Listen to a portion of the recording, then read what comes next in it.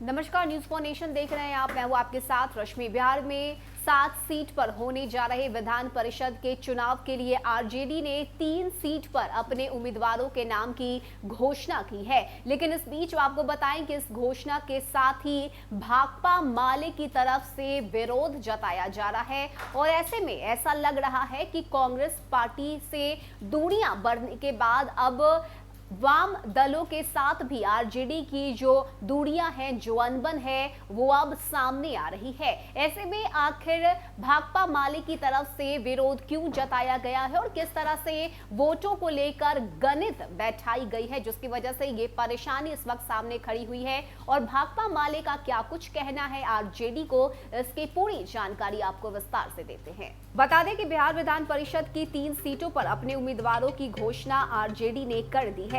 लालू की party RJD ने उम्मीदवारों के नाम का ऐलान भले ही कर दिया हो, लेकिन इस घोषणा का भाकपा माले ने करारा विरोध किया है। ऐसा लग रहा है कि कांग्रेस के बाद अब वाम दलों से भी आरजेडी की दूरी बढ़ने लगी है। बता दें कि भाकपा माले ने आरजेडी के फैसले को असंगत, गंभीर और अन्यायपूर्ण करार देते हुए कहा है कि वादे के मुताबिक विधान परिषद की 1 सीट वाम दलों को मिलनी चाहिए थी। उधर कांग्रेस ने भी संकेत दिया है कि अगर भाकपा माले सहमत हो तो बिहार विधान परिषद और राज्यसभा चुनाव में कांग्रेस और वाम दल एक दूसरे की मदद कर सकते हैं। वर्ष 2020 का विधानसभा चुनाव महागठबंधन के 5 दल राजद, कांग्रेस, माकपा और भाकपा तथा माले एक साथ लड़े थे, लेकिन तारापुर और कुशेश्वर स्थान विधानसभा उपचुनाव के दौरान कांग्रेस ने महागठबंधन से अलग राह पकड़ ली थी। वाम दलों ने उपचुनाव में राजद का साथ दिया, लेकिन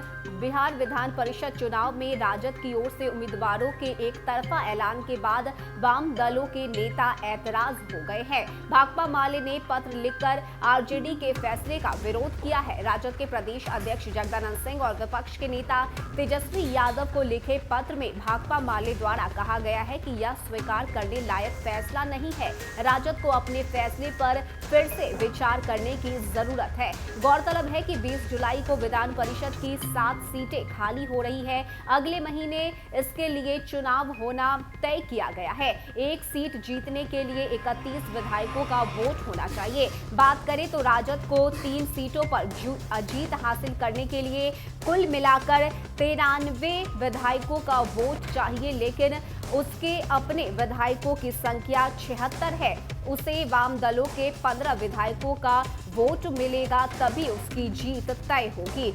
ऐसे में माले के 12 और भाकपा माले के 2-2 विधायक हैं। माले का मानना है कि राजद को उम्मीदवार खड़ा करने और अपना बचा हुआ 14 वोट माले को दे। माले का कहना है कि अब तक उसके विधायक कांग्रेस, राजद और भाकपा को राज्यसभा चुनाव में वोट देते रहे हैं। माले का कहना है कि उसने पहली बार बिहार विधान परिषद चुनाव लड़ने का फैसला लिया है और ऐसे में राजद को उन्हें सपोर्ट करना चाहिए। लेकिन जिस तरह से आरजेडी ने अपने 3 उम्मीदवारों के नाम की घोषणा की है, इसको लेकर भाकपा माले में जो नाराजगी है वो देखने को मिल रही है और यही वजह है कि अब आगे टूट की जो संभावना है वो और भी ज्यादा बढ़ गई है। ऐसे में आगे आखिर आरजेडी किस तरह से अपने इन तीनों उम्मीदवारों को जिताती है, इसके लिए क्या गणित तय किया जाता है, क्या रणनीति बनाई जाती है, ये देखने वाली बात होगी। लेकिन इस वक्त धीरे धीरे करके आरजेडी से जितने भी उनके सहयोगी है यानी कि महागठबंधन है,